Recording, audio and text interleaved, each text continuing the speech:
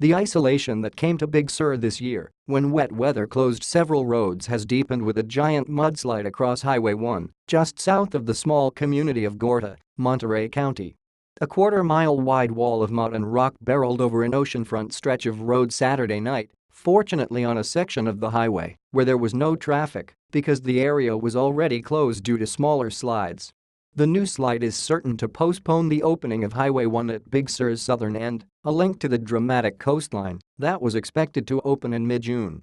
The months-long closure between Gorda and Ragged Point, on top of another closure to the north between Lincoln State Park and Big Sur State Park, has made it difficult for residents and tourists to access the area since the beginning of the year. The California Department of Transportation said Tuesday that crews haven't yet thoroughly evaluated damage at the Mud Creek Slide, about 9 miles north of the Monterey-San Luis Obispo County line. Dirt and rock there is still moving, and getting in is dangerous, officials said. But they know the situation is bad. More than 1 million tons of debris buried the road and crashed into the sea, officials said. It would be like coming home and your house is torn up, said Caltrans spokeswoman Susana Cruz. Where do even you start? This is huge. Caltrans had been working for months to clear the span of Highway 1 of several smaller slides, even opening at certain times of the day to allow traffic to get through. But last week, crews pulled out of the area when more mud began to trickle down from the hills above. "We're glad nobody was there," Cruz said.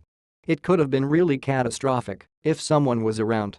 Locals say the new avalanche of mud rivals a notorious slide in 1983 that covered Highway 1 to the north at Julia Pfeiffer Burns State Park. That blast of debris took 14 months to clear.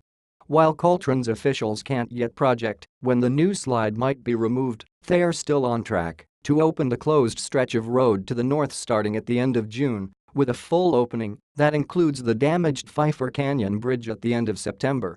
Until then, only a 10-mile stretch of road between the two closures is accessible via the long, twisting Nacimiento-Ferguson Road from the east. As my grandmother used to say, you have to be a rugged individual to sustain a lifestyle here, said Kirk Gaffill, a co-owner and general manager of Nepenthe Restaurant, which sits along a closed section of Highway 1. "I think a lot of us are starting to figure out how rugged we are or not."